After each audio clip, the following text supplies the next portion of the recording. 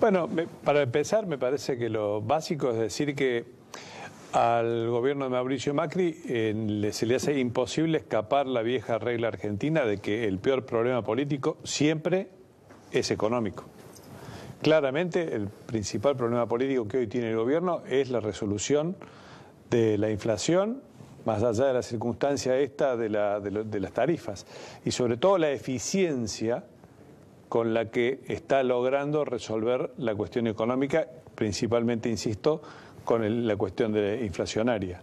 Es lo que ha comenzado a abrir algunos elementos de crítica, algunas grietas de las que vos mencionabas recién, dentro de la coalición y frente a la opinión pública, que es lo más importante, porque la coalición, cambiemos, digamos, se crujirá un poquito, pero difícilmente se vaya a romper, por lo menos... Ni el radicalismo ni la coalición cívica tienen no se ve posible eso. Hay que decir que de todas maneras esta es una coalición inédita, aunque parezca mentira, es inédita, porque viene luego del 2001, del crack de los partidos políticos tradicionales argentinos. De manera que el fracaso que fue esa alianza, ¿no? Exactamente. Una alianza distinta porque los dos se creían iguales y con derecho a mandar uno respecto del otro, el frepaso y el radicalismo. Estamos hablando del 99, 2000, etcétera. Esta es una alianza diferente. Es una alianza diferente. Para empezar, porque Elisa Carrió no tiene formalmente un partido político. Es ella y un grupo de gente que la acompaña. El radicalismo es un partido complicado que está pagando los costos del 2001, tratando de recuperarse, guardando las formas, pero solo las formas. Está lejos de ser el partido político que era, y el PRO es un nuevo partido político que en muy poco tiempo logró llegar al poder. Bueno, de hecho, en Cambiemos queda claro que el que manda, el que gobierna es el PRO. Claramente, porque nada más y nada menos que este es un sistema presidencialista, y el PRO tiene el gobierno de la nación, y además tiene los dos principales gobiernos restantes, el de la provincia de Buenos Aires y el de la ciudad de Buenos Aires, pero sobre todo tiene el gobierno nacional. Y ya sabes que la ventaja de un presidente en la Argentina siempre es más que significativa si el presidente la sabe usar. Ahora, la cuestión de la inflación, la cuestión de las tarifas, digo, no solo causa que la coalición cívica y los radicales golpeen la puerta, mire, la gente, me parece que también le trae problemas a Cambiemos, hablo al PRO, en la provincia de Buenos Aires. A María Eugenia Vidal no creo que este cuadro lo favorezca mucho, mirá el tema docente, ¿no? También hay que mirarlo un poco en el contexto de la secuencia con la que se manejan los gobiernos. Este es el año para hacer, entre comillas, el trabajo más doloroso de cualquier gobierno. Así es. Porque está claro que si este año no hace el trabajo que debería hacer, llamémosle sucio, doloroso, más impopular, es muy difícil que el año que viene pueda hacer alguna de estas medidas. Siempre de acuerdo a la convicción que el gobierno tiene de llevar adelante estas medidas porque considera que esto es necesario para bajar el déficit fiscal, para recuperar la economía. Esa es la convicción general que el gobierno tiene. Por eso también hay que ver los tiempos, los momentos. Es inimaginable que esta política la pueda llevar adelante el año que viene. El año que viene las elecciones comienzan... Se abren las puertas, las ventanas, se abre todo. Y las elecciones comienzan en marzo o abril. Obviamente. Y van a terminar claro, en las provincias. Y van a donde el PRO y Cambiemos va a jugar en cada una un protagonismo especial. Y van a terminar en octubre, noviembre. De manera que el año que viene, en materia económica, yo te diría que casi perdido, lamentablemente, en términos de reformas estructurales profundas. Guillermo Lince, buenas noches, ¿cómo estás? ¿Qué tal? Muy bien, ¿cómo están? ¿Cómo estamos económicamente? Económicamente estamos, perdóname que voy a ir al grano directamente, no tenemos demasiado tiempo, estamos peor de lo que parece. ¿Peor de lo que parece? Peor de lo que parece. Y me gustaría hablar un poquito a partir de lo que vos presentaste, ¿no es cierto? Pero a la vez quiero invitar a que dejemos de costado por un momento tarifas, pero sí hablemos de inflación. Entonces, ¿qué tenemos que hablar? Los economistas tenemos, y me disculpo por esto, pero hay una cosa un poquito técnica, tenemos un indicador que es la inflación sin tarifas y sin productos perecederos, que son los que hacen oscilar la canasta de precios, ¿no es cierto? La inflación núcleo. Si uno anualiza la inflación núcleo en el primer trimestre de este año y lo compara con el primer trimestre del año pasado, se va a llevar una gran sorpresa. Este año, anualizado el primer trimestre, supera el 27% de inflación anualizada. El año pasado, 22. Es decir, desde el punto de vista de la inflación profunda, la inflación que no está ligada a la tarifa ni a la discusión esta que lleva tanto centimetraje periodístico, sino en las realidades de la macroeconomía, estamos mucho peor. Esto es así. Entonces, me parece que además esto está convalidado por algo que se está insinuando, que también es algo muy técnico, pero que se llama el desplazamiento de la demanda de dinero. Es un fenómeno que lo hemos vivido lamentablemente muchas veces en Argentina, donde la gente, por la percepción que está teniendo de la inflación, empieza a huir del peso y se va al dólar. Entonces, eso está empezando.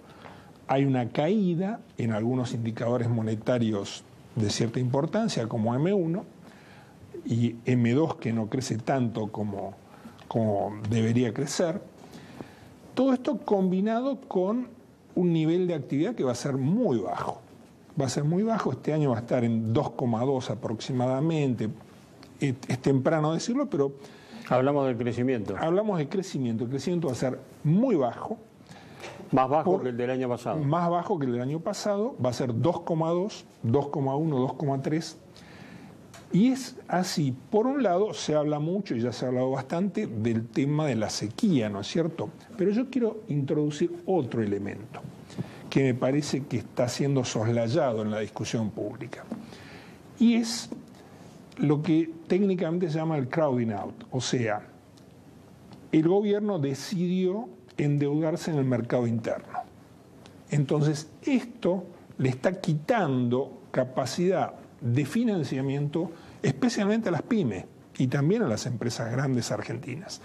Esto está ocurriendo, esto va a tener consecuencias sobre el nivel de actividad y se va a sumar sobre el deterioro económico que viene de la sequía, que ha sido indudablemente muy pronunciada, pero que por supuesto el gobierno no tuvo nada que ver en eso. A este panorama que planteas, ¿qué impacto, qué influencia le otorgas el hecho de que el gobierno haya corregido la pauta inflacionaria, que era el 15, era el 12, pasó al 15, ahora ya nadie cree que sea el 15 y todos reconocen que estamos en el 20?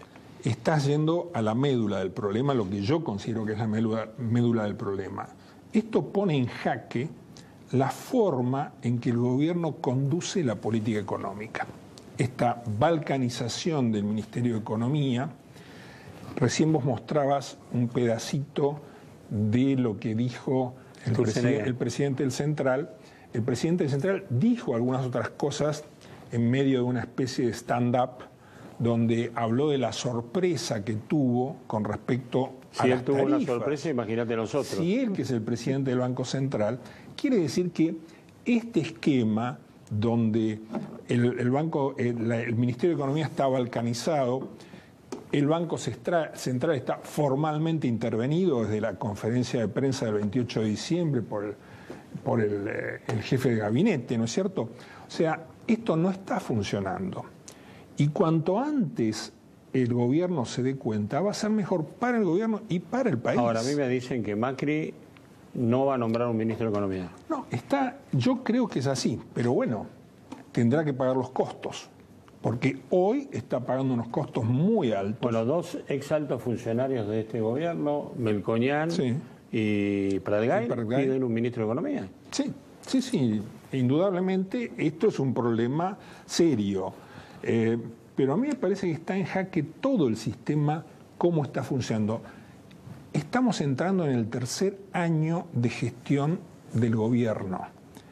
En otros momentos, en otras condiciones, el presidente ya habría renovado el equipo económico. Creo que eso no hay ninguna duda. Acá hay un empecinamiento y hay una cosa de no escuchar.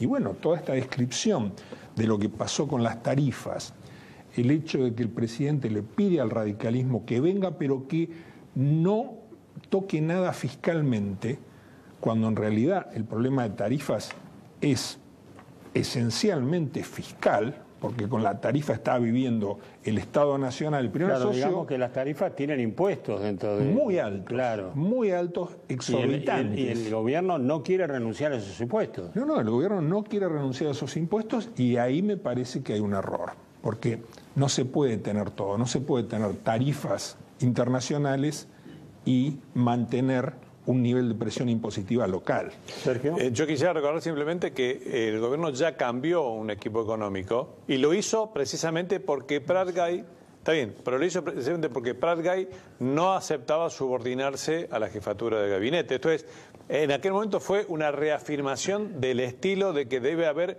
no uno, sino varios responsables del área económica. Mencionaste recién, al pasar, uno de los elementos, la sequía, que es la situación del sector agropecuario, que hay que esperar menos ingresos naturalmente por eso, porque la cosecha no es buena. Y hay otro factor económico que siempre miramos, que es Brasil. ¿Qué se espera de Brasil? Eso está mejor. Que hoy una automotriz argentina dejó de producir por un tiempo porque en Brasil no compran autos.